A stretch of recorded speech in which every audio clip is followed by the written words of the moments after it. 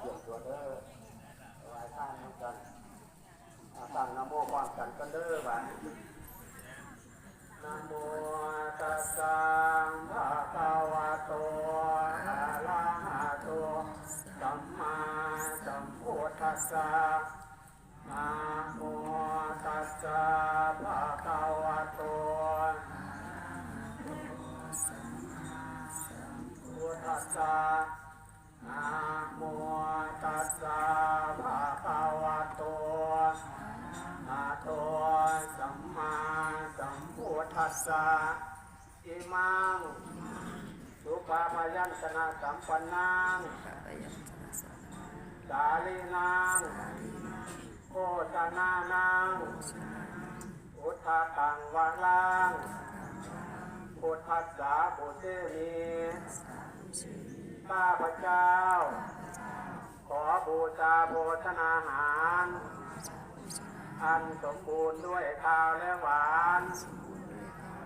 พรทางน้ำอันประเสริฐนี้ถวายเป็นพุทธบูชาแด่พระพุทธเจ้า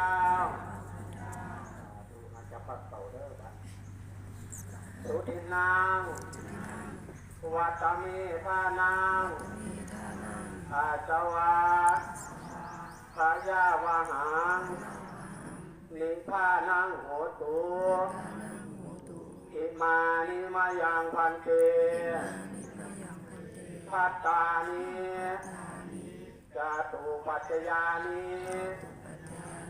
สัพพะริวาลานิภิกขุสังคัสสะโอโนชยามะสาธุโนพันเตภิกขุสังโฆอิมานิภัตตานิจาตุปัจจยานิสัพพะริวาลานิปฏิคันหาตุธัมหากันเจวะมาตาปิตุ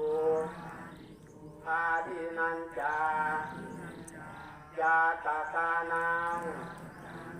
กาลกตานังอิกาลตังอิกายะสุขายะข้าแต่พระสงฆ์ผู้เจริญข้าพระเจ้าทั้งหลายขอน้อมถวายภัตตาหารจาตุปัจจัยกับทั้งบริวารทั้งหลายเหล่านี้แก่พระภิกษุสงฆ์ขอพระภิกษุสงฆ์จงรับภัตตาหารจาตุปัจจัยกับทั้งบริวารทั้งหลายเหล่านี้ของข้าพระเจ้าทั้งหลายเพื่อประโยชน์เพื่อความสุขแก่ข้าพระเจ้าทั้งหลาย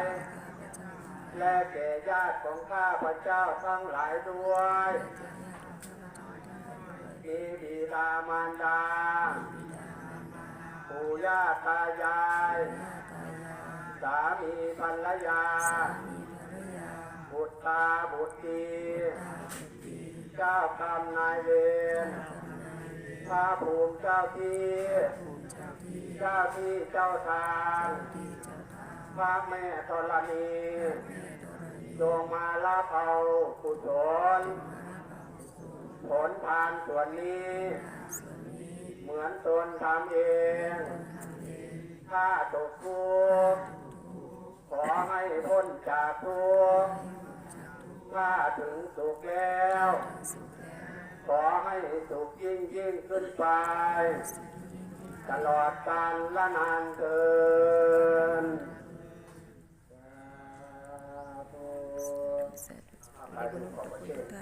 ขอบคุณเจ้าขอบคุณ